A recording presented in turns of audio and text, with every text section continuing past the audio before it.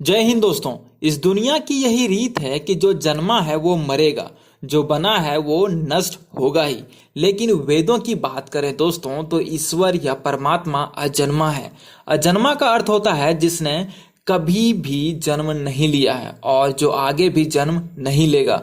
तो इससे ये बात सामने आती है कि ईश्वर आए कहाँ से हैं। अगर ईश्वर आए भी हैं तो हम आम इंसानों जैसा क्यों नहीं रहते हैं, वे अमर क्यों हैं। तो दोस्तों आज के इस वीडियो में हम बात करेंगे भगवान शिव के जन्म के बारे में कि भगवान शिव का जन्म कैसे हुआ।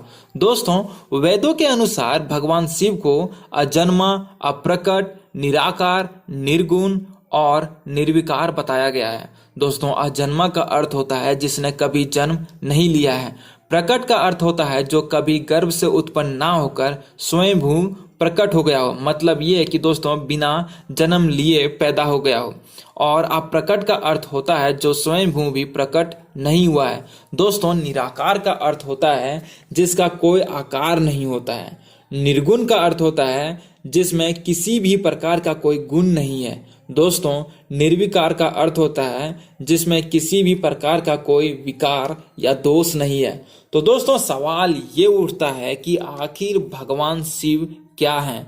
भगवान शिव का किसी न किसी प्रकार से जन्म तो हुआ होगा, तभी तो इन्होंने शादी की है, सुरों असुरों को वरदान दिया है और कई असुरों का वध भी किया है। दोस्तों जब हम भगवान को शिव कहते हैं तो वह निराकार ईश्वर की बात होती है, और जब हम सदा शिव कहते हैं तो महान आत्मा की बात होती है। और दोस्तों जब हम शंकर या महेश कहते हैं तो वो बात सती या पार्वती के पति महादेव की बात होती है।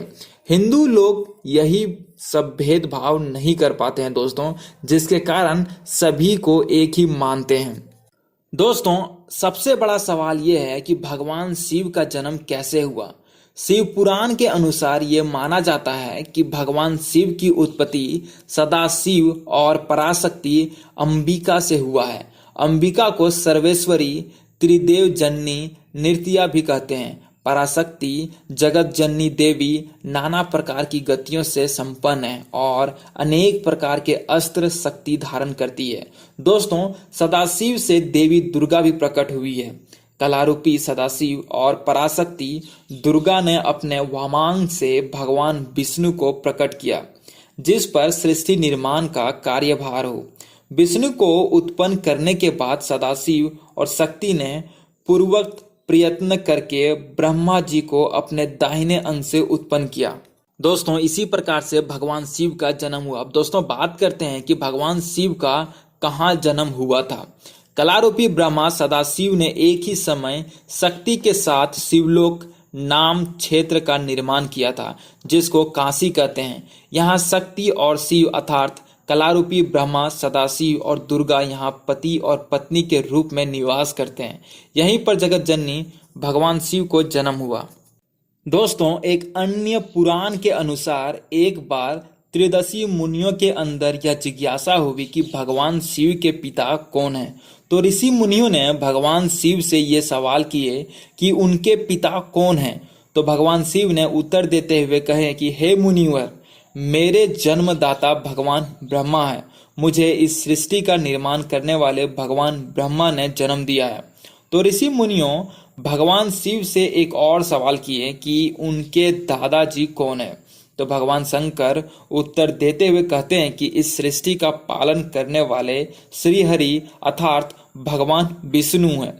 ये उत्तर सुनने के बाद भी उन ऋषि मुनियों की जिज्ञासा खत्म नहीं हुई, और दोस्तों अब इनके मन में ये जानने की जिज्ञासा हुई कि भगवान शिव के परदादा कौन है। तो ऋषि मुनियों ने फिर से भगवान शिव से प्रश्न किए कि उनके परदादा कौन है अर्थात विष्णु के पिता कौन है। तो उन्होंने मतलब भगवान शिव जी ने मुस्कुराते हुए उत्तर दिया कि स्वयं हम विष्णु के पिता हैं अर्थात अपना परदादा हम स्वयं हैं। दोस्तों इसी तरह से भगवान शिव जी का जन्म हुआ है। मतलब ये दोस्तों कि भगवान शिव बिना जन्म लिए भी दोस्तों पैदा हुए थे। जैसा दोस्तों माता पार्वती ने गणेश जी को जन्म दी थी, इसी प्रकार से हमारे भोलेनाथ का भी जन्म हुआ है। दोस्तों, जिस तरह से वेदों पुराणों में लिखा गया है कि भगवान शिव का जन्म कैसे हुआ है, उसी प्रकार से मैंने आपको इस वीडियो में बताया है। दोस्तों, उम्मीद करते हैं कि ये वीडियो आपको अच्छी लगी हो दोस्तों, तो इस वीडियो को जितना हो सके उतना शेयर कीजिएगा, ताकि सबको पता चल सके कि भगवान शिव का जन्म कैसे हुआ।